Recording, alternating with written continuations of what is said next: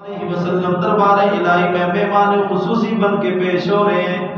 اللہ اپنے نبی سے فرمائے کہ یا میرے محمد صلی اللہ علیہ وسلم، وہ دنیا میں تو نے قرآن سنانے کی بڑی کوشش کی ہے، لوگوں نے تجھے مارا بھی ہے، تیری بیٹیوں کو تھپڑ بھی مارے ہیں، طلاقیں بھی دے دی ہیں، تو سجدے میں جاتا ہے، اونٹ کی اوجری آ کر تیرے اوپر ڈال دی جاتی ہے۔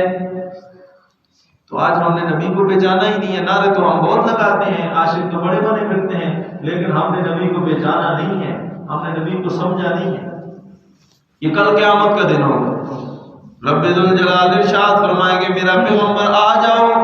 سٹیج پہ آ جاؤ، سامنے آ جاؤ، اور آج مہمان خصوصی میرا محمد رسول اللہ ہوگا۔ اور رب ذوالجلال ارشاد فرمائے کہ میرے محمد آج وہ قرآن جو میں نے تجھے عطا کیا تھا پڑھ پڑھ کے سنا، ذرا میں بھی سننا چاہتا ہوں۔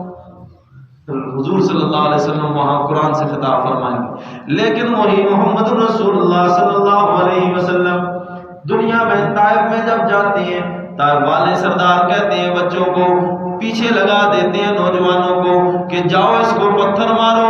حضرت زید فرماتے ہیں حضور صلی اللہ علیہ وسلم جا رہے ہیں، ایک پتھر آ کر لگتا ہے حضور کے گٹے مبارک پہ، نوکیلا پتھر آ کے حضور کے گٹے پہ لگتا ہے، ٹخنے پہ لگتا ہے، لہولہان کر دیتا ہے۔ حضور صلی اللہ علیہ وسلم بیٹھتے ہیں، اس کو باندھ کے پھر کھڑے ہوتے ہیں، پھر آگے چلتے ہیں، جاتے جاتے ایک اور پتھر آ کر پیارے پیغمبر کی پیشانی پہ لگتا ہے، چہرہ مبارک کو لہولہان کر دیا جاتا ہے۔ حضرت غالباً حضرت فاطمہ ہے یا حضرت ام عائشہ صدیقہ رضی اللہ تعالیٰ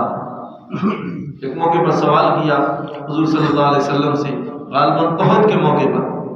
جب غزوہ احد سے واپس آئے نا، تو چونکہ غزوہ احد میں بھی بڑی سخت تکلیف آئی، حضور صلی اللہ علیہ وسلم کے دندان مبارک شہید ہوئی، اور جو ہے اسی طرح کڑیاں حضور کے چہرے انور میں لگ گئی، دھس گئی۔ تو سوال کیا گیا کہ آقا کیا احد کے دن سے بھی سخت دن کوئی آیا ہے کہ آپ کے چچا کو شہید کر دیا گیا، آپ کے 70 صحابہ تقریباً شہید ہو گئے، آپ کی خود زخمی ہو گئے؟ حضور صلی اللہ علیہ وسلم نے فرمایا ہاں، اس احد کے دن سے بھی وہ سخت دن جو تھا وہ طائف کا دن تھا، وہاں تنے تنہا محمد رسول اللہ صلی اللہ علیہ وسلم اور ایک حضرت زید ساتھ غلام ہے۔ حضرت زید فرماتے ہیں کہ میں آقا کے آگے پیچھے